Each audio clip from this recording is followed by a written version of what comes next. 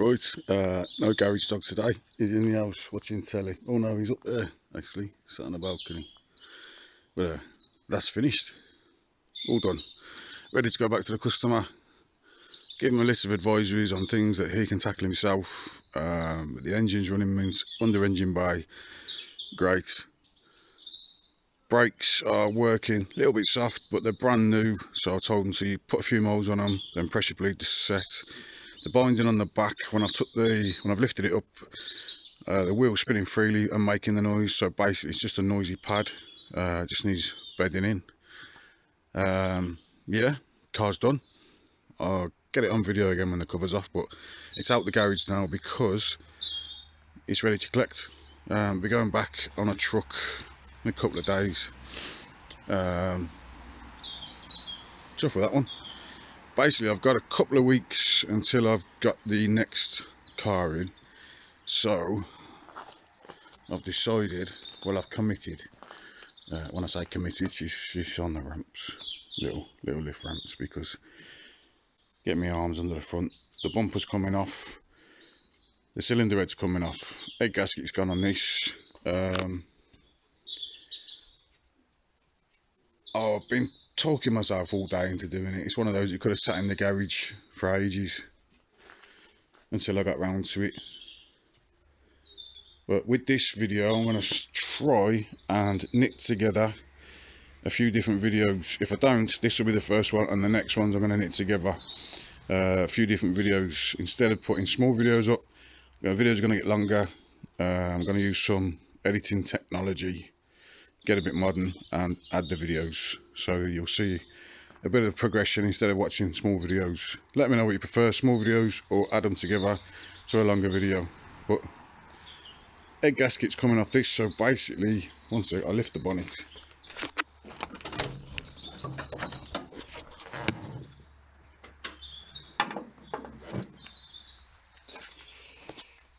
Where I don't think she's lifted, I think the gasket's given, is put pressure into the bore, because temperature sensors here, when I was driving it back, I was getting zero. Well, I was slightly getting a little bit, the temperature dropped. There's no way she cooled down, so I think I got water into that bore there, and she's just pressurized the tank.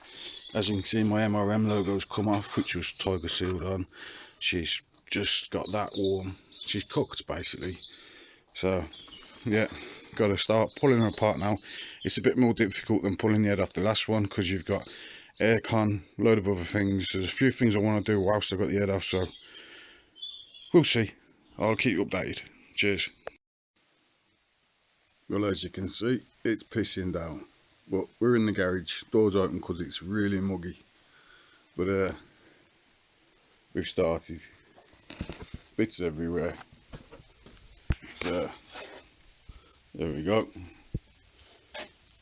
Timing covers off, inlet is off. Basically, well, the outer inlet and throttle body's off because it's easier for me to get to the bolt that holds the tensioner on, because that gets in the way of the nice carbon fibre cam belt cover, which is a pain in the arse itself. Drain the water. Yeah, so gotta continue pulling this apart, I think. Cheers. So loads of bits stripped. Yeah, we've got the inlets, we've got the cam belt cover, some breather tank, header tank, heat shield, some boost pipes, timing belt cover. A lot of it stripped off. So far we're at ready to take the cam cover off. Been a while since I did a cylinder head on an Escort Cosworth. I need to get down to the bottom pulley to set the timing up before I pull the head off, really. Easiest way, I think I'm going to have to drop the rad off. Can't find a swan neck ring spanner to fit it, but whilst I've been in here, I've got oil flicking up off my bottom crank seal, which isn't great because it'll contaminate your timing belt, which thankfully this one isn't contaminated, but I'll be changing the timing belt anyway. I got a message last week off a good friend on Facebook who's sending me a set of billet adjustable timing belt pulleys, so they'll be going on there. We'll put a new tensioner on, new tensioner bolts, might whack a new water pump on.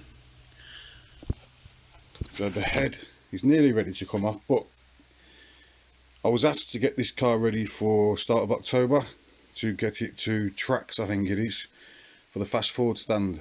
So as you know, she was on the magazine.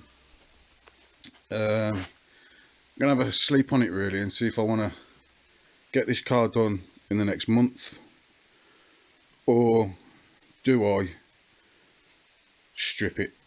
Avoid dropping the block. I don't want to drop the block, but if I drop the box on the front end, I can do the front and rear crank seals.